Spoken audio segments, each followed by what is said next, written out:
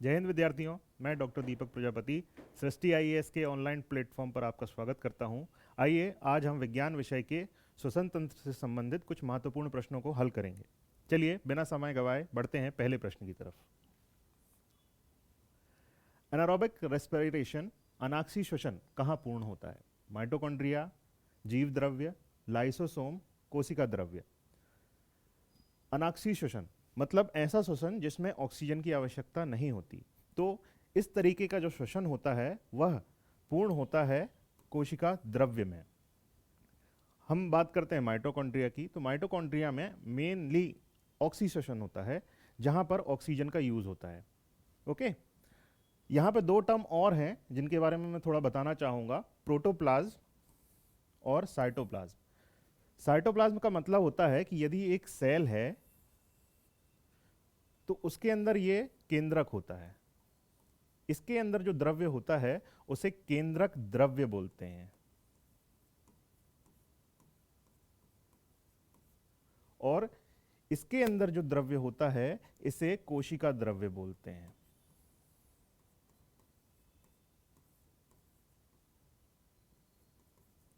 और इन दोनों को मिला के कहा जाता है प्रोटोप्लाज्म।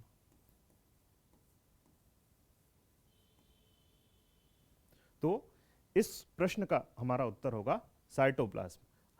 अनाक्षी श्वसन कहाँ पूर्ण होता है? अनाक्षी श्वसन पूर्ण होता है साइटोप्लाज्म में। चलिए बढ़ते हैं अगले प्रश्न की तरफ। एनारोबिक रेस्पिरेशन अर्थात अनाक्षी श्वसन में कितने एटीपी ऊर्जा प्राप्त होती है? एटीपी का मतलब होता है एडेनोसिन ट्राइफॉस्फेट, जो कि ऊर्जा का एक फॉर्म है। अनाक्षी श्वसन मतलब श्वसन के 3 महत्वपूर्ण चरण होते हैं। पहला ग्लाइकोलाइसिस,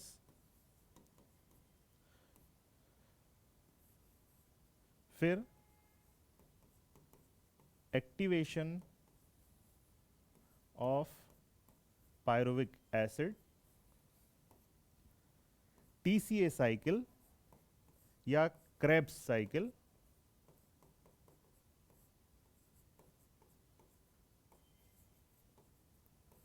और अंतिम होता है ईटीएस अर्थात इलेक्ट्रॉन ट्रांसपोर्ट सिस्टम। तो जो हमारा ग्लाइकोलाइसिस होता है वही अनाक्षी श्वसन कहलाता है। यही साइटोप्लाज्म में होता है और इसमें हमें 2 एटीपी ऊर्जा की प्राप्ति होती है। अर्थात हमारा इस प्रश्न का जो उत्तर होगा वो होगा बी, 2 एटीपी। चलिए बढ़ते हैं अगले प्रश्न की तरफ। नाक के उस भाग को क्या कहते हैं जिससे हमें गंध का अनुभव होता है? तो हमारे जो नाक होते हैं वहां पर कुछ तंत्रिकाएं पाई जाती हैं अंदर की ओर, जिन्हें हम ऑल्फैक्टरी नर्व या घ्राण तंत्रिकाएं कहते हैं, जो कि किसी भी सुगंध को अपने माध्यम से हमारे मस्तिष्क तक ले जाते हैं और हमें उस वस्तु को पहचानने में मदद करते हैं। तो इसका आंसर होगा डी, ऑल्फैक्टरी रीजन। अगला प्रश्न है हमारा, वह कौन सा अंग है जो डाइजेस्टिव सिस्टम अर्थात पाचन तंत्र और श्वसन तंत्र दोनों का कॉमन पार्ट है? तो मैं यहां बताना चाहूंगा कि जैसे कि हमारी ये श्वास नली है, श्वास नली के ठीक पीछे एक रास्ता होता है जिससे हमारा भोजन जो है वो आगे की ओर हमारे आमाशय तक जाता है, जिसे हम ईसोफेगस कहते हैं। और ये होती है हमारी श्वास नली। उसके ऊपर एक स्ट्रक्चर होता है जिसे कहा जाता है इपीग्लॉटिस।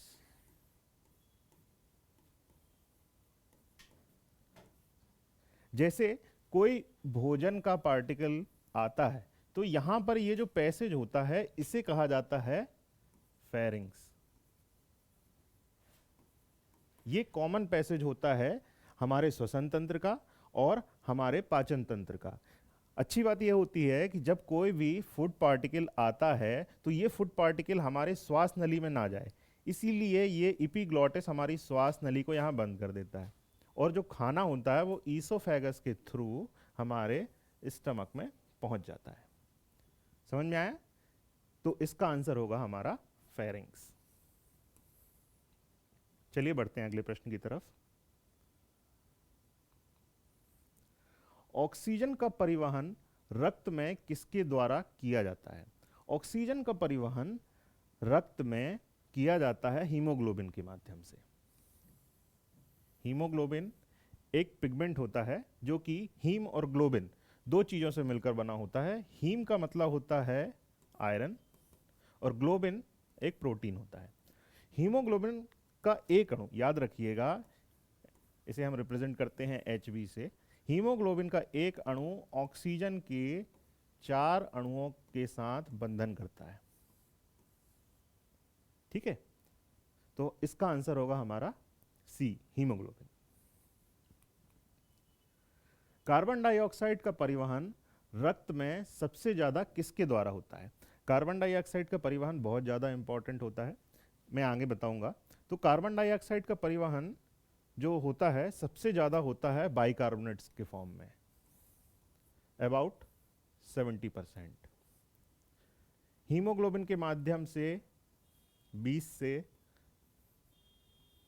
23% और प्लाज्मा के माध्यम से 7%। यह आपके लिए बहुत इंपॉर्टेंट है, इसे याद रखिएगा। तो इस प्रश्न का उत्तर होगा बाइकार्बोनेट्स। मनुष्य में श्वसन प्रक्रिया का नियंत्रण मस्तिष्क के किस भाग के द्वारा होता है? तो पहला ऑप्शन है हमारा सेरिब्रम, दूसरा है थैलेमस, तीसरा है हाइपोथैलेमस और चौथा है मेडुला ऑब्लंगेंटा। तो मेडुला ऑब्लंगेंटा जो है ये हमारा मस्तिष्क का भाग है जो कि हमारे केवल श्वसन तंत्र नहीं, यह हमारे हृदय अर्थात परिवहन तंत्र पर भी नियंत्रण रखता है। जो हृदय में कॉन्ट्रैक्शन होते हैं उस पर भी ये कंट्रोल करता है। ठीक है, बढ़ते हैं अगले प्रश्न की तरफ। तपेदिक रोग, तपेदिक आप जानते हैं, तपेदिक को हम बोलते हैं ट्यूबरक्लोसिस। तपेदिक रोग किस बैक्टीरिया के द्वारा होता है? तपेदिक रोग होता है माइकोबैक्टीरियम ट्यूबरकुलोसिस से। इसकी रोकथाम के लिए गवर्नमेंट भी काफ़ी काम कर रही है। डॉट्स वगैरह के माध्यम से जो मेडिसिन प्रोवाइड करवाते हैं वो इसी बीमारी के लिए करवाई जाती हैं। चलिए बढ़ते हैं अगले प्रश्न की तरफ। अधिक ऊंचाई पर जाने पर श्वसन दर में वृद्धि होती है, कमी होती है या सामान्य रहती है? जब हम ऊंचाई पर जाते हैं तो हमारा जो ऑक्सीजन लेवल होता है बॉडी के अंदर वो कम हो जाता है। ठीक है, तो हमारे जो ऊतक होते हैं शरीर के, उनको तो ऑक्सीजन चाहिए होता है। तो ऑक्सीजन की कमी को पूरा करने के लिए हम तेज रेस्पिरेशन करते हैं या तेज श्वसन करते हैं। ठीक है, तो हमारा आंसर होगा अधिक ऊंचाई पर जाने पर श्वसन तंत्र में, श्वसन दर में वृद्धि होती है। अच्छा, एक चीज और मैं बताना चाहूंगा यहाँ पे कि जब हम ऊंचाई वाले स्थानों पर जाते हैं तो उस कंडीशन में ऑक्सीजन लेवल जो होता है वो कम हो जाता है। सेम टाइम पे ऑक्सीजन की कमी को पूरा करने के लिए हमारी जो किडनी होती है उससे एक हार्मोन रिलीज होता है इरिथ्रोपोइटिन।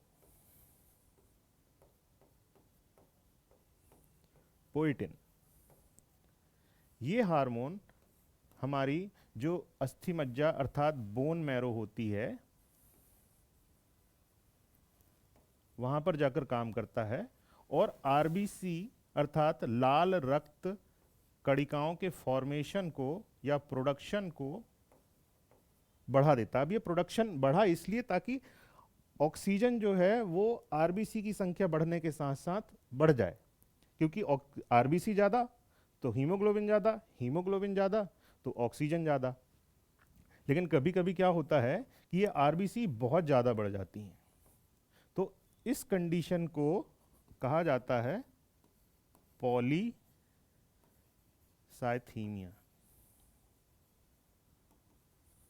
ओके, तो ये आपके लिए इंपॉर्टेंट है।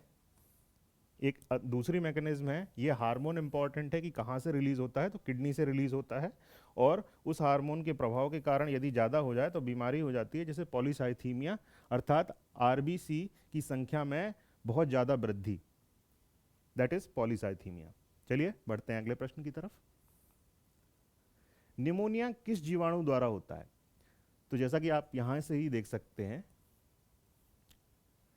डिप्लोकोकस निमोनी ये जीवाणु होता है जो कि निमोनिया का कारक होता है। तो निमोनिया होता है डिप्लोकोकस निमोनी। अच्छा, यहाँ पे और भी दूसरे ऑप्शन है, कॉर्नी बैक्टीरिया। कॉर्नी बैक्टीरिया से क्या होता है आप बताएंगे मुझे अगली क्लास में। निम्न में से क्या श्वसन से संबंधित है? क्लोराइड शिफ्ट, बोहर प्रभाव और हेल्डन प्रभाव, या उपरोक्त सभी? तो हमारा आंसर होगा उपरोक्त सभी। थोड़ा सा शॉर्ट में बता देता हूं क्लोराइड शिफ्ट क्या होता है। ये प्लाज्मा है, ये आरबीसी है, यहां CO2 आती है और वाटर के साथ रिएक्ट करती है और कार्बोनिक एसिड बनाती है H2CO3। अब ये कार्बोनिक एसिड ब्रेक होता है H पॉजिटिव आयन और HCO3 आयंस, अर्थात बाइकार्बोनेट आयन। अब जब इसकी सांद्रता अंदर बढ़ जाती है तो यहाँ पर जो प्लाज्मा में क्लोरीन होता है वो अंदर की तरफ शिफ्ट होता है और बाइकार्बोनेट आयन बाहर की तरफ आता है, यही क्लोराइड शिफ्ट कहलाता है। ओके, फिर हम पढ़ लेते हैं बोहर इफेक्ट के बारे में भी थोड़ा सा। मान लीजिए ये एक टिश्यू है या ऊतक है जहां पर कार्बन डाइऑक्साइड की मात्रा बहुत ज़्यादा है। अब ये एक ब्लड कैपिलरी अर्थात रक्त आ रहा है, आप ऐसा मान के चलें, जिसमें हीमोग्लोबिन है जो कि ऑक्सीजन के साथ बंधित है। ठीक है, अब कार्बन डाइऑक्साइड की सांद्रता यहाँ ज़्यादा है, यहाँ ऑक्सीजन की सांद्रता कम है, तो जो ऑक्सीजन है वो यहाँ आ जाती है और कार्बन डाइऑक्साइड यहाँ पहुँच जाती है और ये HbCO2 फॉर्म होता है। ओके, यही कहलाता है हमारा बोहर इफेक्ट। फिर हेल्डन इफेक्ट क्या कहलाता है? हेल्डन इफेक्ट ये होता है कि ये ऑक्सी हीमोग्लोबिन है, इसका ब्रेकडाउन होगा, है ना, तो Hb अलग होगा। ठीक है, वियोजन हो रहा है ऑक्सीजन का हीमोग्लोबिन से, तो जो हीमोग्लोबिन की एफिनिटी है या अट्रैक्ट करने की क्षमता है वो CO2 के प्रति बढ़ जाती है।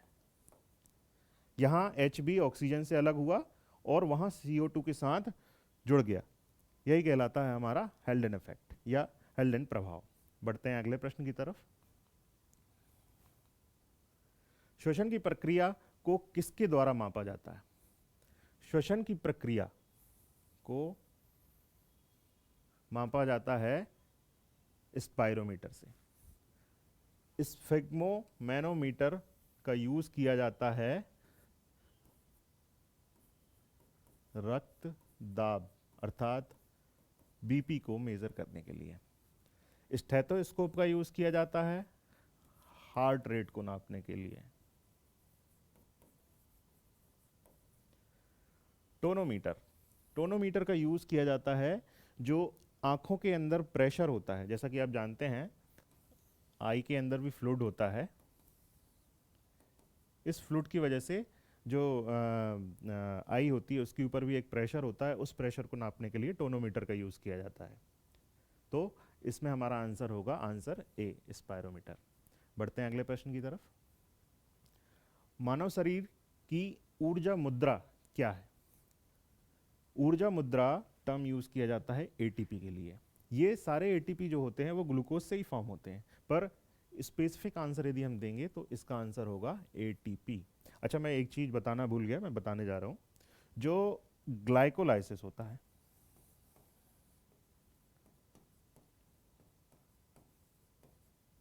या इसे हम अनाक्सी श्वसन भी बोल सकते हैं,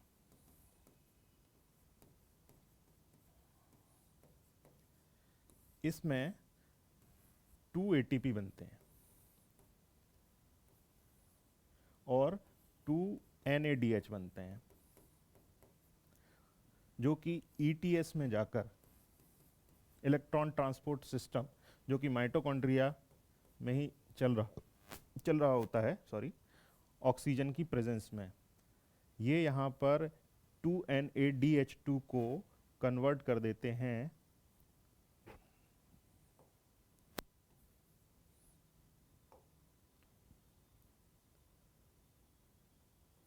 6 ATP में। एक NADH 3 ATP अणु देता है ETS में जाके या इलेक्ट्रॉन ट्रांसपोर्ट सिस्टम में जाके। फिर जो एक्टिवेशन होता है, एक्टिवेशन ऑफ पायरुविक एसिड, तो एक्टिवेशन ऑफ पायरुविक एसिड जब होता है तो 2 अणु बनते हैं एसिटिल कोएंजाइम ए के, ठीक है। यहाँ पर साथ में 2 NADH और बन जाते हैं, जो कि वापस ETS में जाके 6 ATP और देते हैं, ओके। फिर क्रेब्स साइकिल की बात कर लेते हैं। क्रेब्स साइकिल में यदि हम एक एसिटाइल कोएंजाइम ए लेंगे तो उससे बनता है 1 ATP,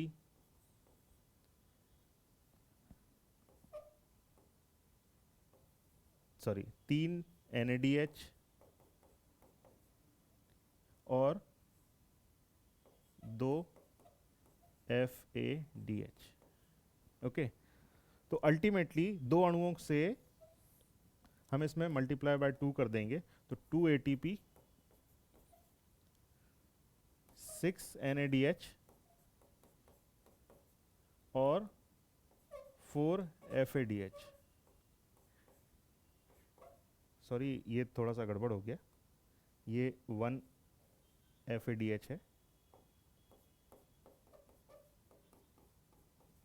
और यहाँ 2 FADH। अब ये 2 ATP तो 2 ATP ही रहेगा। यहाँ जैसे कि मैंने बताया एक NADH से 3 ATP बनते हैं तो 6 से 18 बन जाएंगे और इधर 4 ATP और बन जाएंगे। तो यहाँ पर कितने ATP बन गए क्रेब्स साइकिल से? 24। 24 ATP क्रेब्स साइकिल में बन गए। 6 ATP यहाँ से मिल गए, 6 ATP यहाँ से मिल गए, तो 36 हो गए। तो ऑक्सीशोषण की यदि हम बात करें, केवल ऑक्सीशोषण की बात करें जहाँ ऑक्सीजन का यूज हो रहा है या जो माइटोकॉन्ड्रिया में चल रही हैं, तो कितने ATP मिल रहे हैं हमको? वहाँ मिल रहा है हमें 36 ATP। और यदि हम संपूर्ण श्वसन की बात करें, कि एक पूर्ण श्वसन की बात करें, पूर्ण श्वसन में आपको मिलेंगे 38 ATP, ऑक्सीशोषण में आपको मिलेंगे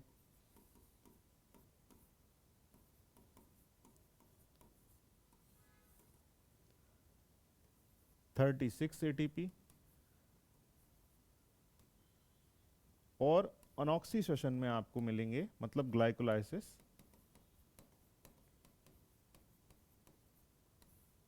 2 ATP। ये ऑक्सीशोषण हो गया, अनऑक्सीशोषण हो गया, इन दोनों को जोड़ दिया तो एक पूर्ण शोषण हो गया और पूर्ण शोषण में बनते हैं 38 ATP। चलिए ये थोड़ा ज़्यादा डिटेल में हो गया, पर ये आपको मेन चीज़ है जो याद रखनी है, ठीक है। चलिए बढ़ते हैं अगले प्रश्न की तरफ। निम्न में से कौन सही सुमेलित है? ग्लाइकोलाइसिस, हाँ, कोशिका द्रव्य में होता है। क्रेब्स साइकिल, हाँ, माइटोकॉन्ड्रिया में होता है। इलेक्ट्रॉन ट्रांसपोर्ट सिस्टम, हाँ, माइटोकॉन्ड्रिया में होता है। माइटोकॉन्ड्रिया, यदि ये मैं एक स्ट्रक्चर बना लेता हूँ, ये माइटोकॉन्ड्रिया है,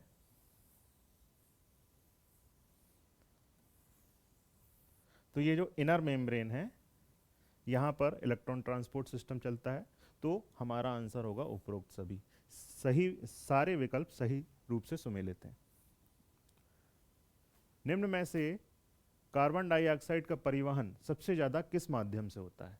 कार्बन डाइऑक्साइड का परिवहन, अभी मैंने थोड़ी देर पहले बताया था कि कार्बन डाइऑक्साइड का परिवहन सबसे ज़्यादा होता है बाइकार्बोनेट्स फॉर्म में। ओके, तो हमारा आंसर होगा सी। बढ़ते हैं अगले प्रश्न की तरफ।